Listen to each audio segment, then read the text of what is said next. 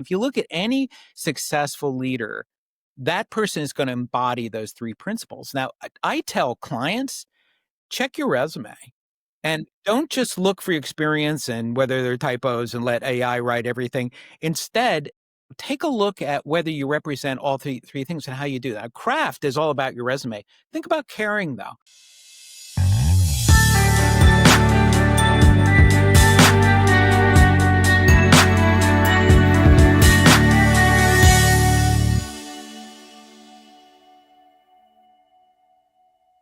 Hello and welcome to the Julia and Gino Podcast. On today's show, we've got an amazing author and one of my favorite topics since I'm Italian. I like to argue, use my hands, get into it. It's more of like offensive type of game. I love arguing, but we're going to get into persuasion. Jay Heinrichs, he's the author of the New York Times bestseller, Thank You for Arguing. Listen to this subtitle. What Aristotle, Lincoln, and Homer Simpson can teach us about the art of persuasion. His latest book, Aristotle's Guide to Self-Persuasion, digs into how we can use the same persuasive art to change ourselves. Having worked with clients ranging from Southwest Airlines to universities to NASA, he also advises marketers and advertising agencies. Bloomberg Businessweek says Heinrichs brings the art of persuasion to the world's masters of manipulation. Wow. Adding that he's one of the most entertaining, I would say, because I read his books, and original writers on rhetoric. Welcome to the show, my friend. How we doing? That's the best introduction ever. I'm scared. I don't even know how to. Wow. Jay, I told you off camera that my 14-year-old daughter, we've got 6. I gave her the book. I said, Cease, I'm interviewing a New York Times bestseller. It's a big deal. Can you please give me a critique on this book and read the book and give me a couple of answers? The first thing she did when she grabbed it, she's like, Dad, I love the font and the cover is beautiful. And as she's reading it, she's like, he's sarcastic, isn't he? And I said, yes, he is. His sarcasm goes a long way. My first question to you is, how and what are the secrets to writing a New York Times bestseller? That's what she asked me. That is a hard question. If I knew an answer, I'd have more than one New York Times bestseller. You got one. Most of us don't have it. I've written several books. No, I'm going goose eggs on that one. That's all right. I will tell you what, I wrote a book called How to Argue with a Cat. Oh, that's good. And talk about irony. I mean, anyway, so I'll tell you one, I think the secret to writing anything and having the courage to do it is to have the courage to write badly. I write terrible first drafts, but I'm a good rewriter and I will keep going until I get this right. And so I would say this to any brilliant 14-year-old who actually reads books. It's like, just write badly. And then because you're such a good reader, you know how to fix your writing. You know what's good. Get it to that point where you think it's good enough. Her next question is, and I don't want you to answer this because if you answer it, she's going to use it against us. But I told her I would. If I wanted to have a second cup of coffee in the afternoon, but my mother said no, how do I convince her otherwise? I love that question. So actually, I talk with students during the school year, several days a week, because when they adopt my book, AP classes adopt my Thank You for Arguing. And I teach these kids how to manipulate their parents. Sorry about this. But it's a great way to teach rhetoric because, when you persuade your parents, and if your parents can be persuadable, you then learn to persuade anybody, including markets. So you earn enough money to support your parents when they're old. That was my mission. So I'll tell you the big thing to do if what you want is a second cup of coffee and your mean mother isn't letting you have one. It's usually the dad, but I'm not going to go there. The dad lays over now. The dad gives everything now, baby. Jay's answering. Okay. But your daughter did say her mother, didn't she? Okay. Yes, but there's a lot behind that. I read into things. She said yes, but it's yes. Let's stick with the yes. Okay. So the thing to do, and this is true with any kind of persuasion, and I got this straight from Aristotle, which is that you need to speak to your audience's advantage. Now, what do I mean by that? You have to say what's good for them. So you first have to find what your audience, in this case, your mother or father, wants or expects. And so you have to think, okay, what is my mother or father going to predict I'm going to say? And how do I not do that? Yep. And then secondly, how do I speak to what she wants? Now, there are a couple of things that any kid can speak to right away, and that is fear. Like your mother is fearing for the daughter's safety. Okay, so she's 14-year-old. Is she going to cross the street? More caffeine, the better. I mean, she's got to be alert. The other thing is to come up with, as a reader, she should be able to do her research and show that actually 2 cups of coffee, even for a 14-year-old, I'm no doctor, but she could probably say, here's some pretty good data. It's not going to hurt me. And it seems to be beneficial. It's awesome. So you're speaking to what the parent wants, the audience wants, which is that you want your kid to be safe and you want her to be healthy. Prove that this makes her safer and healthier, and she can get all the coffee she wants. It's interesting. That's a good answer. I didn't want to go down this line of questioning, but the way you've positioned it is nowadays, it seems like persuasion, it probably does the opposite of that with the name calling and the derogatory and not having a discourse, calling somebody a Nazi, authoritarian, a fascist. If I'm trying to persuade somebody, I'm actually insulting them. I'm not even that's what we tell the kids. I'm like, the second you insult someone, you've already lost your argument. I'm like, you got to think it through. Or even having an argument. So I'd love to pull this string because I wanted to get into ethos, pathos, logos. I wanted to get into that and the storytelling. I think that's truly important. But this is something societal that we're having to deal with right now. And I want my children to be able to grow up and to be able to not get triggered and have a conversation, and say, yeah, I could be wrong, but let's work this out. Let's have a discourse on this. Well, okay. So we're in a couple of levels here of rhetoric. So one of the easiest ones is to think, who's your real audience? If you are insulting somebody, that's probably not even the audience you want. And if they're insulting you, it's definitely not the audience you want. Just get out of there. So now the other thing is to think about when people are using language that you don't like, especially when it comes in something like name calling.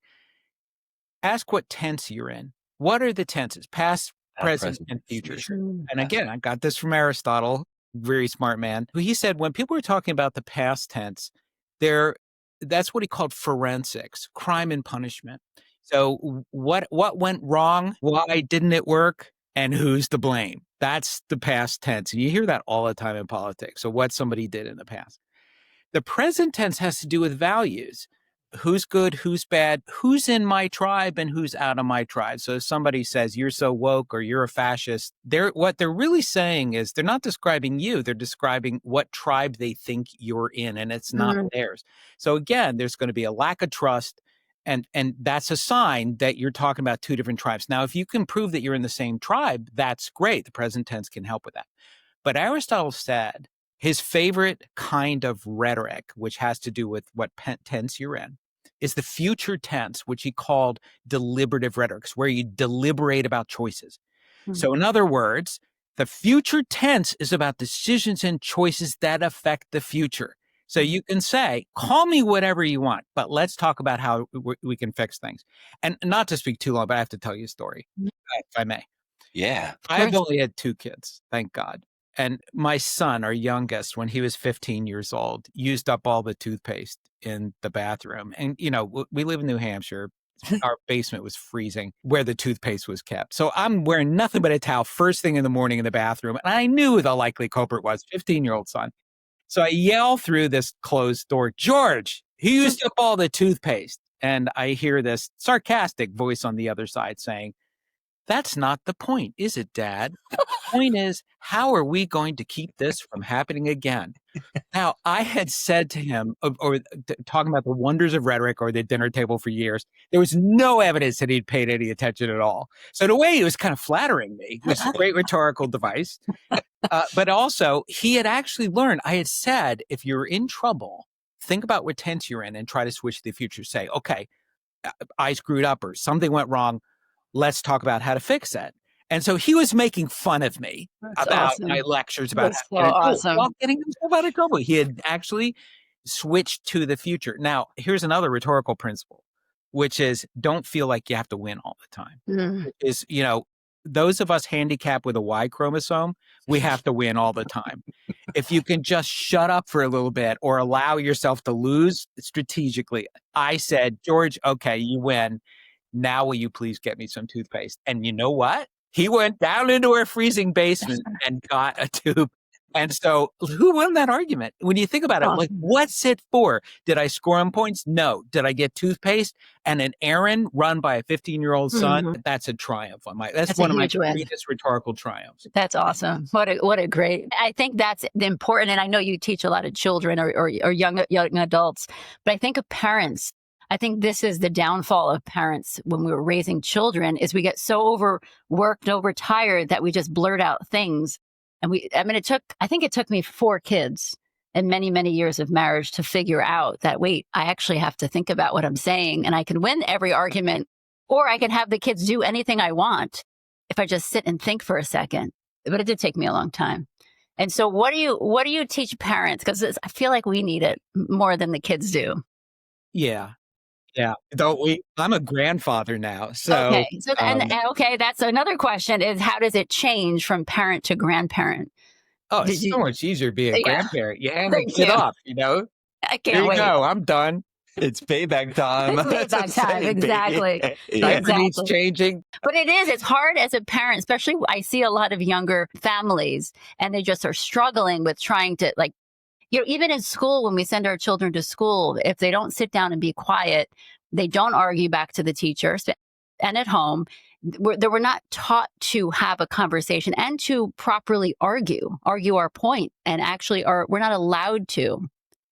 And how are we growing up? In the Barbara household, you're allowed to. Barbaras are different. We homeschool, so it seems as if it was supposed to be a democracy, right? But we're a constitutional republic. I got elected as the leader, and they voted me in. That's how it's supposed to be. But it's not like that at our house. That's true. And they're all Italian, so that doesn't help either. I don't think it's atypical. This more kids means more chaos, probably. That being said, I think that part of you have to think, what's your real goal here? Yeah. What are you trying to do? Now, my parents, I had really good parents, but they were, of the World War II generation. And I had the sense that there were 4 of us. And I had the sense that their goal was to raise perfect 5-year-olds. And then once we turned 5, they had no idea what to do with us. And in those days, it was fine. I'm a boomer. We just went out on the street and they didn't see us for the rest of the day. The parenting wasn't a problem. And so you have to think, what is my real goal here? And self-protection has to be a part of it, clearly. You don't want to stress yourself out. So one of the things that I find with parents these days is they're constantly taught what to be afraid of. And they're trying to fix everything right at the moment. And one of the things that rhetoric teaches us, this is a really important concept that the ancient Greeks came up with. As you can tell, I talk about the Greeks a lot. They came up with this concept called kairos. Kairos. And it has to do with the art of timing.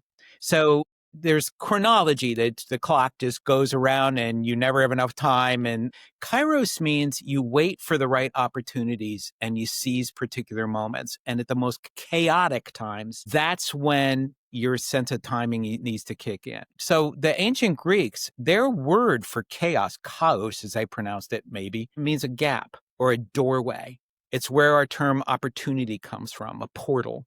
So now when things are really nuts, one of the most important things to do, and we're talking about society and politics, not just parenting. It's all this. Yep. Step back and think, what do I want? What is the actual goal I'm doing? Now, in an argument, when things are crazy, when the kids are talking back or there's just chaos in the room, you think, okay, is this a moment where the kids can learn something? Or is this a moment where I maybe change my behavior? Or is there something I ought to do with the kids right now? Or do I have to? And what's my long-term goal? Now, the other thing about kids is, and I wasn't an ideal parent. My wife was. But I found if they had learned that they could get away with murder by making me laugh.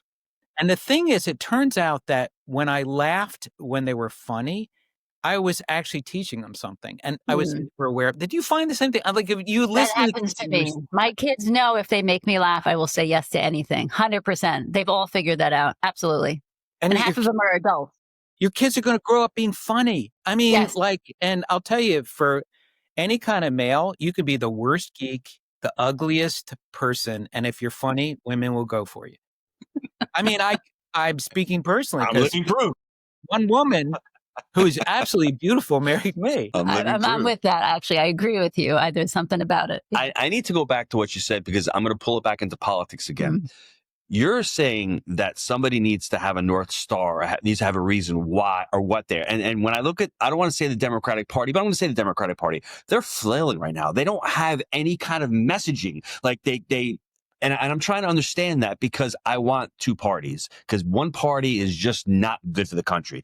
But it seems as if the other party has no messaging, has no correct. They're not really fighting for anything. They're fighting against something. So how do you correct that? Because that's what I see. And they're shedding voters. And it's just incredible to watch in real time. I really want to shift, give them some of your books and have them read this because it's not real rocket science, because they were really great at it. And all of a sudden, it just seems like as if it's evaporated over the last 4 or 5 years. And can you just explain that to me? Help me out a little bit, make me understand what's going on? Well, I could give you my take. Yeah. I'd love your take. Yes. I'd be a lot richer if I got it all right here. But we were talking about chaos. And yes. At times of chaos, people look for a leader. And so even if it's a terrible leader, they'll choose one. And I'm not going to go all Hitler on you here, but, in Germany, if you look at what made Hitler rise to power, Germany was an absolute mess, right? I mean, the inflation rate was through the roof. Nobody trusted in each other. The society was deeply divided. And so what happens is people will cling to a leader, even a bad one, a person who just stepped up and convinces enough people that he or she, always he, is strong. Now, I think that's what's happened with Trump. And I think what's happening right now with Democrats is, I think we talk too much about messaging, frankly. I'm a message guy. Yes. So rhetoric starts with the art of leadership. You had mentioned earlier, Gino, ethos, pathos, and logos. It starts with ethos. Now, ethos is what people believe your character to be, whether they like and trust you, and mostly trust you. If they see you as a leader, you can talk them into a lot more stuff than if they don't trust you, obviously. And so I think what the Democrats are doing now, and I think they need to do it, is to try to find a leader. And you're already seeing people jockeying with different ways they're portraying themselves. So you got the governor of California, playing all the anti-Trump. And then you've got other people who are trying to speak more reasonably and, talk about a future. I think the problem is the Democrats have been badly advised for some time. And one of the things they're advised about is messaging, and their messaging is stale and bad. I think what they ought to be doing right now, and I think they are actually, like, behind the curtain, choosing a leader. Now, that's going to be a 2-3 year process. When you say messaging, can you give me like some ideas of what you said? They're bad messaging. What's the messaging that is bad? Because I'm trying to figure out what it is that you're thinking that their messaging is bad. Well, the worst kind of messaging makes people feel excluded, right? Like make them feel as if they're bad people just by existing. Yeah. And so when you're getting all crazy about language, that's going to exclude people. And I'll tell you what, the Republicans are in a really dangerous place right now because they're doing the same thing. Canceling words, like even canceling what you can't, but people are literally having bureaucrats have to erase climate change from every document. Now, whatever you believe in and whether you think that's a good idea or not, from a messaging standpoint, it's terrible because people are going to say, look, I see the planet warming. I read science. Does that make me a bad American? That's what you're saying? I hate you. That's what, the whole tribal messaging is all about. Now, the whole thing over gender has to do with a lot of, identity politics, who's in and who's out.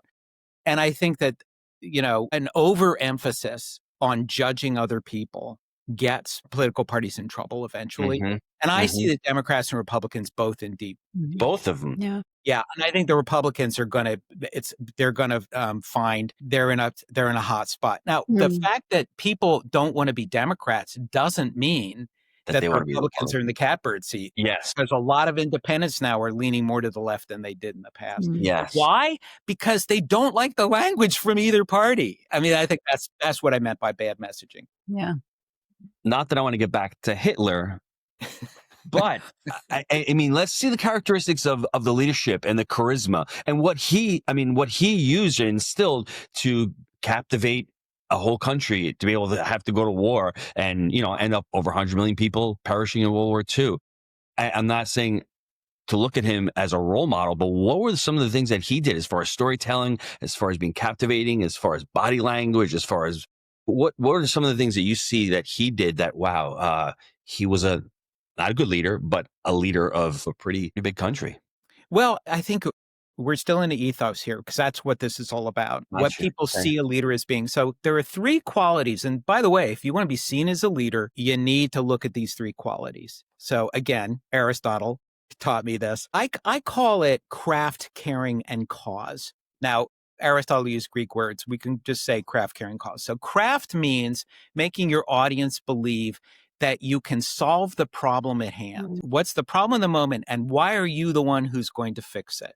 So Hitler, again, he was going to fix the government and stop inflation and get everything to work okay so you don't need a billion marks or whatever it was in order to buy your groceries. Okay, that's craft. And the craft has to do with, it's called practical wisdom in rhetoric, which is where it's not just the book learning, though that can be a part of it. Imagine if you're going to get your appendix removed. You're not going to get a doctor just out of med school, right?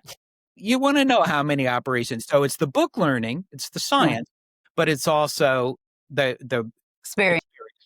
Exactly. Okay. Then there's caring. And caring has to do with your audience's belief that you care for them, that you're disinterested, which means you don't have a dog in this hunt. You only care for the interest of others. Okay. So that's caring. Now, caring has to do with making people believe that you're out for them. You're out for the people. And Hitler said, I'm for the folk, as he called, the German folk. We're going to do what's good for you. Then finally, there's cause. And Aristotle said this is the most important thing of all. Now, Christians know this word, arete, which has to do with virtue, with whether you live up to certain principles. You believe in certain things and you live up to them. And Hitler, he showed himself to be the leader of a tribe. And he represented that tribe, weirdly enough, because it was Austrian, but he was the most German guy, and everybody believed that. So craft, caring, and cause. And if you look at any successful leader, that person is going to embody those three principles. Now, I tell clients, check your resume and don't just look for experience and whether there are typos and let AI write everything. Instead, take a look at whether you represent all three things and how you do that. Craft is all about your resume. Think about caring, though. Like, what is it that shows that you support other people? And as a leader, how you make people under you better. That's caring. And then when it comes to the cause, think, okay, what is this organization's chief cause? Maybe shareholder value. Great. Like, make sure you understand that and that you can prove that you're good at that. Those are the three principles. It's very hard with caring in our society because it's all about me. What's in it for me? For somebody, exactly. So for somebody to put themselves in the mindset of caring and thinking and serving others, that's what makes a true leader. That's what makes a great leader. But for a lot of us, it's a very difficult one to adopt. And they may be saying, Jay, you're full of it. I don't really need to do that. But I agree with you wholeheartedly 100%. On that. You see a lot of self-help books coming out these days that say, take care of only yourself. And that's like, I can see why that sells books, but I would end up a lot longer in purgatory if I wrote a book. That's right. 100%. Well, I'm thinking what you're talking about, I know you're talking about leaders in the world, but this also, I think it also goes into the family. Well, I think with your kids, when your children see you as wise, that they can help fix, when they see you care, and when they see you with the virtue, that's when I think it's easier. And I'm not using the word argue your point, but it's easier to have a family. I'm trying to keep this in the business realm. I'm trying to make some money for people listening to this podcast. The family thing is secondary. You can have an awesome career, but go home and you can't argue. If someone wants a second cup of coffee. Well, do you mean like the entrepreneur that works 18 hours a day, then comes home and tries to say something to the kids, and the kids don't? They can't figure out why isn't it working at home. I figured it out in the world because I have this awesome book to help me. But it's the same thing at home as in the business. Well, I do have a kind of a semi-solution to that. And this works for both clients and families. So let's bridge this. Yes. I'll start with business because one of the things among my clients are people who are trying to win VC, venture capital, from It's often in competitive situations. And so they'll be in a room, you get your half hour if you're lucky and, move on. So how do you distinguish yourself? And we have a bunch of things I teach. I do workshops and all that. But the last thing I tell them is Marcus Tullius Cicero, who according to himself was the greatest orator in ancient Rome. According to He's himself. the guy who said the eyes are the windows to the soul. Mhm. And I tell clients, the last thing you need to think about before you walk in a room is you think, I'm going to love these people and send love beams out of your eyes. You got to show loving soul right out of your eyes. Now, most of them think I've been chewing some really great gummy or something, but the few who listen will come back and it's as if they chewed the gummy. They say, this was amazing. I felt the love. Yeah, I think we're going to win the business. Now, with families, I always got myself off the hook as a very flawed father who traveled all the time. Yeah. I thought, all right, all I have to do is love them. That's all I have to do is love them. And all I have to do is feel the love when I'm angry. As long as I'm feeling that, the kids will know that I love them and they'll forgive me in the long run and won't write any books about me when they grow up. How's that going? Well, so far, so good. One's a nurse and the other's a teacher. I think I'm still so good. That's so awesome. We got down the ethos. Can we go through the logos and the pathos? Because I think those are really important as well. Yeah, logos is often interpreted as logic, but really it's more than that. It has to do with the plan and what you're trying to get out of a situation, the whole goal. So if you look at, John in the Bible writes, in the beginning was the word. That's a mistranslation. What he was really saying is in the beginning was thought, in the beginning was a plan. It wasn't the word. And I think that that's gotten a lot of people into trouble, thinking there has to be a word. What is it? So when you think about logos, it's really important to think, and we're back to messaging in a way. It's like, it's not necessarily even about the words. It's about all the other stuff, like all the ways you're going to bond with your audience and to understand who your audience is and what they believe and expect, what they want. And then on top of that, you have to be able to put together a plan for timing of when you're going to do things and you're going to build a relationship. That is all without words. That's why I wrote a book about how to argue with a cat. It's like, they don't use many words. They can be loud when they use the one or two they have, but it's, the rest of it is all about body language. Attitude. And smell, very important. Anyway, so I think that's so logo, but now logic does come in, obviously. And the thing about rhetoric is fallacies aren't bad if they work. So in the book I just wrote about how to persuade yourself, I had this mission over the course of a year to try to be the first person to do some stupid and pointless athletic feat, to become the first person over 50 ever to do it. And so I did that deliberately because it was so stupid. I had to make myself believe it wasn't. How am I going to persuade myself?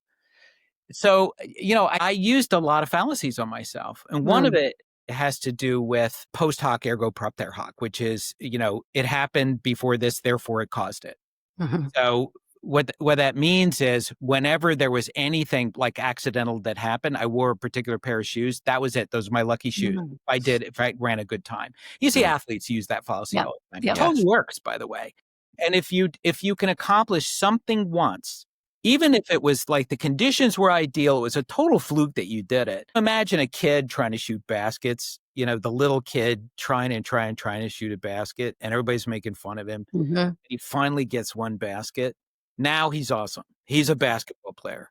And that belief makes the kid actually score more baskets and it's no longer a fallacy, but it's a fallacy in the first place. And so on. So now logic has to do with another element too. And it's just something, I'm not going to get too much in the weeds about this after I read the book. Aristotle wrote about induct. Now in Sherlock Holmes is always bragging about his deduction, his deductive logic. And actually, he was a moron. He was actually talking about inductive logic, which has to do with observing things and then understanding what you're seeing. So when you're doom scrolling on your smartphone and seeing one horrible thing after another, the thing to do is to use inductive logic, which has to do with, okay, what is this really? What am I looking at?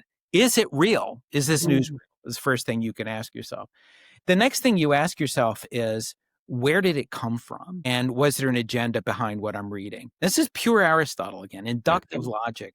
The next thing you say is, okay, what does this mean? Why? Does this affect me? Is it, some kid falls down a well, God forbid, somewhere in Kansas or something.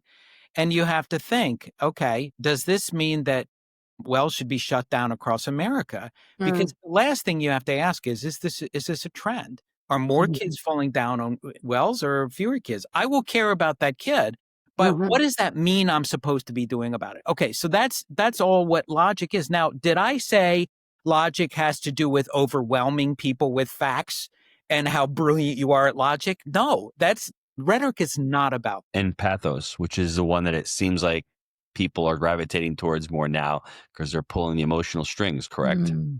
Yeah. And so this is where social media just causes so much trouble, doesn't it? So social media is all about anger and fear. Now, what's interesting is this would have confused Aristotle, because he said that anger and fear are short-lived emotions. They go away really quickly. And yet social media so much is designed to keep you in that state of anger and fear. And so, now there are emotions that can be very helpful. And we talked about one, which is humor. Yeah. A very dangerous thing to try to do with the wrong audience. And at the same time, if someone is angry with you, I think it's really important to understand why they're angry. And often people are angry because they feel they've been belittled. They, in other words, they feel like I have to tell you, I once gave a talk to 300 marketing people, and I was talking about how to screw up as a corporation. I'm a master at screwing up. And so when a company does something either stupid or just accidental, the question is, how do you recover from that? And so I had the whole set of things I did. And one of the things I said mistakenly, as it turns out, was don't apologize. Apologies actually are something that people expect so that you belittle yourself. And if you look at some cultures where they'll literally bow, they're making themselves smaller. You don't want to do that because you want people to trust the solution. I'm going to fix this thing. If I'm lying there on the floor crying, I'm not going to fix anything. Well, apologies are expected. That was stupid on my part to say that. But what I should have said is apologies alone won't fix things. You have to then move right on to the future tense. Anyway, so during the Q&A, a woman stands up and she says, I have been apologizing all my life, and here you are, another man, telling me apologies aren't necessary. And I look around the room and I realize, oh my gosh, 2/3 of this audience were women. Not a good thing, right? And that taught me something. It's like I actually went and for a new edition of my book, I wrote in, definitely apologize, but then there are other things we need to do. Speaking of women, I'm curious about what your relationship is with your wife. Like, what was that? What is that like? Well, she wants to know, did you drive her nuts? That's what she wants to know. Were you really annoying? And did she put up with you? Or that's just underneath? I think if I'm digging underneath the question, that's what I think I think she may be in hearing distance here. Because otherwise I would say, I'm a saint. But what's interesting is, and I get the sense that you two are the same way. Yes. That 100%. you argue. Yes. Now, there's really good research on this that shows that couples who argue in a particular way don't get divorced.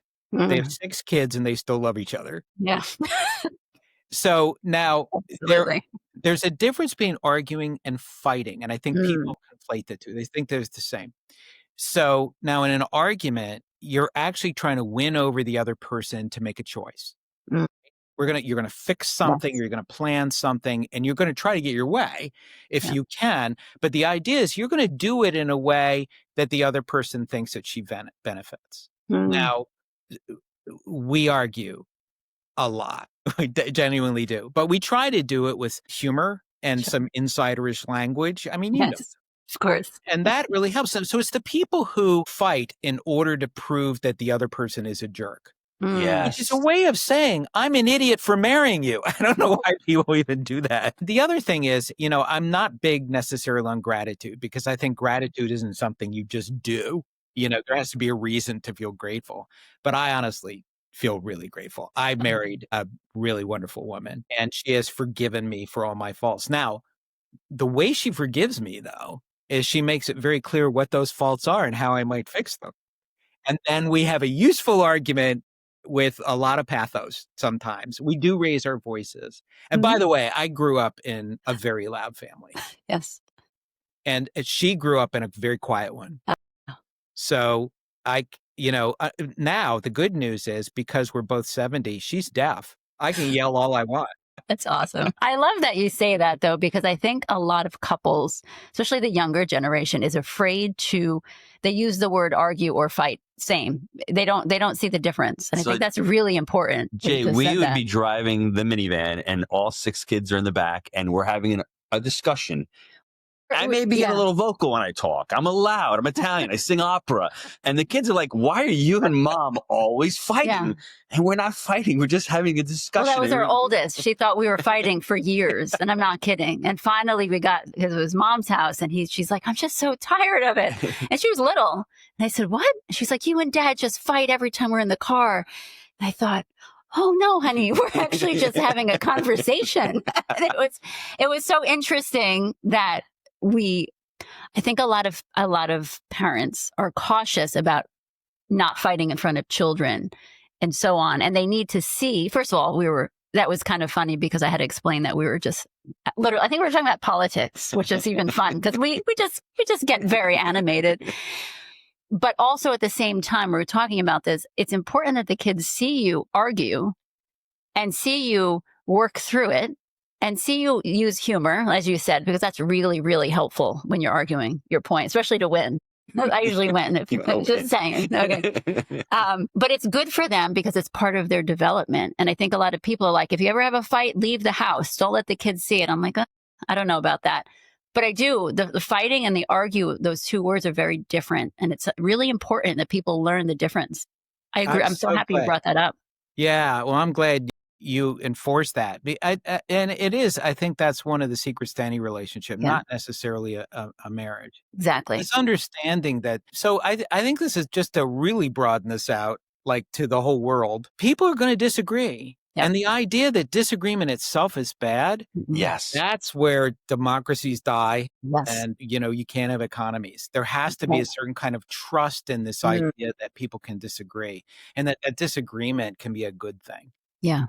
Well, agreed. we're on the same team. When you're talking about it, arguing, we're on the same team. Right. Fighting, we're on different teams. Like, when you're married, you're on the same team. And that's the way I'm thinking about it. So I think too, you mentioned you don't have to win every argument. It's important too to be like, you know what, I'm going to rewind this. Is not really I'm going to rewind this in a couple of weeks. I'm going to say, Julia, you don't have to win every argument. I'm so good at it that you don't even notice. Oh, yeah. You don't even notice. This ninja here. When all of a sudden you're like, you think you won an argument. It's because I let go. Women are better at that. I think women are better at that. Being traditionally out of power for so many thousands of years. We don't want to be in power. That's what it's a secret. We don't want to be in power. The big thing is that you can win. I mean, the thing is, what is a win? And I think it's really important at the beginning of any argument. You have to think, what do I actually want? Yes. So and this is back to who your real audience is. I tell kids, high school kids, now that they're all back in school, except for the homeschoolers, they look around you. Yeah. You have some peripheral vision because the person who is yelling at you or the person you're arguing with may not be the person you want to persuade. You may just want to win by being the grown-up in the room, like the one who is making the most sense and not losing it. That works on social media. Not all the time because social media really rewards the people who go crazy. Right. That being said, over the long term, you're going to regret it if you're just the kind of influencer who makes people angry. That's not going to last long. I think it's really important to be the grown-up. And if everybody does that enough, I think we'll have a better society. Oh, that's awesome. Jay, where can the listeners learn more about you? Buy your books, just website? Yes to all the above. I know you've got extensive stuff. I know you've written tons of books. I'm trying to wrap my mind around. And you're 70 years old. You don't look like you're 70. You look like a day over 50. Seriously. I was like, wow. I mean, I can't believe the guys at 70 years of age. Most people are like, I'm not really sure about it. But man, you're cranking along. That is awesome. Oh, I only told you about my birthday to get that compliment. So thank you. Your wife sent us a note. That's why. She does that. So I've written several books all on rhetoric. If you look up my name, you'll find my books. They've been all the bookstores and, Amazon and all the other places. I have a Substack newsletter for anybody who does Substack. And if you don't, you just get the newsletter. And it has all to do with persuasion of all kinds, including self-persuasion. And I'm on all the fine social media places as well, being the grown-up in the room. Baby, We're going to argue about who's wrapping it up. Everyone. Like we have to teach our kids how to do. And this is something that's really important. Now, Jay, his writing is eloquent. It's sarcastic. It's humorous. And it's just so well written. I mean, you can pull it out. And as I was reading it, I'm going through all the different stuff. We didn't touch upon storytelling. We didn't touch upon so many other topics in the book, which I wish we could. But I really would tell anybody listening to this, go out and buy the book. It's an amazing book. Oh, you're too kind. I got to tell you, your kids are lucky to have you. Thank you. We'll tell them that when we go inside. Yeah. Say I said so, and then tell that 14-year-old of hers to read the book. Thanks, I'll give Jay. her the second cup of coffee. On There you. you go. No, it's because it was you. Dude, That's the amount of great. coffee we go through in a week, you're killing me now. I go to like 15 pounds a week. They all drink coffee, and now they're all starting to drink wine. I mean, But you're I don't killing me know. here. We've got to argue at the food bill now. Oh, come on, they're Italian. They have to have the wine and the coffee. It's It goes together. You know? Boy. yeah, such a pleasure. Thank you, Jay. Thanks, Jay. We appreciate it. And for anybody listening out there, just thank you for spending part of your day with us. And we'll see you on next week's Julia Gino podcast. Take care, everyone.